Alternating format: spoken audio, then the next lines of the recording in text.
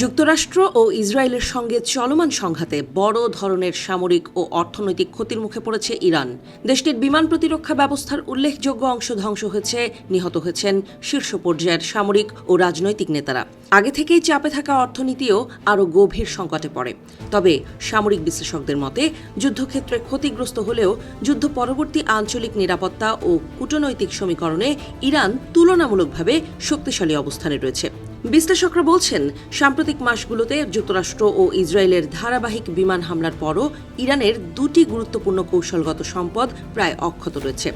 এর একটি হল দেশটির ভূগর্ভস্থ ক্ষেপণাস্ত্র ভাণ্ডার, অন্যটি সমৃদ্ধ ইউরেনিয়ামের মজুদ। ফলে সামরিকভাবে চাপে থাকলেও ভবিষ্যৎ নিরাপত্তা ও কূটনৈতিক আলোচনায় তেহরান এখনও গুরুত্বপূর্ণ প্রভাব বিস্তারের সক্ষমতা ধরে রেখেছে। গত ৩ মাস ধরে মার্কিন ও ইসরায়েলি হামলার জবাবে উপসাগরীয় আরব দেশগুলোর বিভিন্ন গুরুত্বপূর্ণ স্থাপনায় হামলা চালিয়েছে ইরান। যদিও এসব হামলাকে বেপরোয়া ও লক্ষ্যহীন বলে আখ্যা দিয়েছিলেন মার্কিন প্রতিরক্ষামন্ত্রী পিট হেগসেথ। তবে বাস্তবে ইরানের হামলাগুলো ছিল অত্যন্ত পরিকল্পিত। বিমানবন্দর, তেল শোধনাগার, এলএনজি টার্মিনাল, ডেটা সেন্টার ও অন্যান্য গুরুত্বপূর্ণ অর্থনৈতিক অবকাঠামোকে লক্ষ্য করে আঘাত হেনেছে ইরান। পর্যবেক্ষকদের মতে এসব হামলা প্রত্যাশার চেয়েও বেশি কার্যকর হয়েছে। সংযুক্ত আরব আমিরাত সবচেয়ে বেশি ক্ষয়ক্ষতির মুখে পড়েছে। এর প্রতিক্রিয়ায় দেশটি যুক্তরাষ্ট্র ও ইসরায়েলের সঙ্গে নিরাপত্তা ও কৌশলগত সম্পর্ক আরও জোরদার করেছে। অন্যদিকে সৌদি আরব প্রকাশ্যে উত্তেজনা প্রশমনের আহ্বান জানালেও পর্দার আড়ালে ওয়াশিংটনের সঙ্গে নিরাপত্তা সহযোগিতা অব্যাহত রেখেছে। এই ভিন্ন অবস্থান উপসাগরীয় দেশগুলোর মধ্যে বিদ্যমান মতপার্থক্যকে আরও স্পষ্ট করে তুলেছে। বিশ্লেষকদের মতে বর্তমানে আরব দেশগুলো একটি জটিল বাস্তবতার মুখোমুখি। তারা যুক্তরাষ্ট্রের পাশে অবস্থান নেক কিংবা নিরপেক্ষ থাকার চেষ্টা করুক, উভয় ক্ষেত্রেই তাদের গুরুত্বপূর্ণ অর্থনৈতিক অবকাঠামো ইরানের হামলার ঝুঁকিতে রয়েছে। এই বাস্তবতাকে কাজে লাগিয়ে ওয়াশিংটনের উপর চাপ বাড়ানোর কৌশল নিয়েছে তেহরান। এদিকে পুরো সংঘাতকালেই ইরানের সঙ্গে যোগাযোগের পথ খোলা রেখেছে কাতার।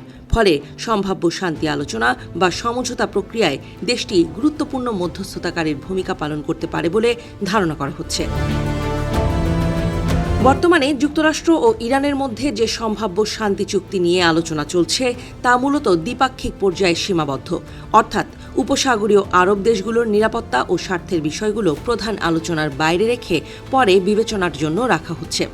বিশ্লেষকদের মতে সামরিকভাবে ব্যাপক ক্ষয়ক্ষতির মুখে পড়লেও এটি হতে পারে ইরানের সবচেয়ে বড় কূটনৈতিক সাফল্য। অন্যদিকে সম্ভাব্য চুক্তির অংশ হিসেবে হরমুজ প্রণালীর অবরোধ প্রত্যাহার করা হলে ইরান আবারও স্বাভাবিকভাবে তেল রপ্তানির সুযোগ পাবে। সেক্ষেত্রে ইরানের পরমাণু কর্মসূচির ওপর চাপ সৃষ্টি করতে যুক্তরাষ্ট্রের হাতে কার্যকর বিকল্প অনেকটাই সীমিত হয়ে পড়তে পারে। তখন ওয়াশিংটনের প্রধান হাতিয়ার হবে নতুন করে সামরিক পদক্ষেপের হুমকি। তবে আসন্ন মধ্যবর্তী নির্বাচনকে সামনে রেখে এমন হুমকি কার্যকরভাবে প্রয়োগ করা মার্কিন প্রশাসনের জন্য সহজ হবে না বলেই মনে করছেন বিশ্লেষকরা। তাদের মতে বর্তমান যুদ্ধে ইরান সামরিকভাবে পিছিয়ে থাকলেও যুদ্ধ পরবর্তী রাজনৈতিক ও কূটনৈতিক বাস্তবতায় দেশটি উল্লেখযোগ্য কৌশলগত সুবিধা অর্জনের পথে রয়েছে। আর সে কারণেই অনেকের দৃষ্টিতে যুদ্ধক্ষেত্রে ক্ষতিগ্রস্ত হলেও ভবিষ্যৎ আঞ্চলিক সমীকরণের শেষ পর্যন্ত সুবিধাজনক অবস্থানে থাকতে পারে তেহরান।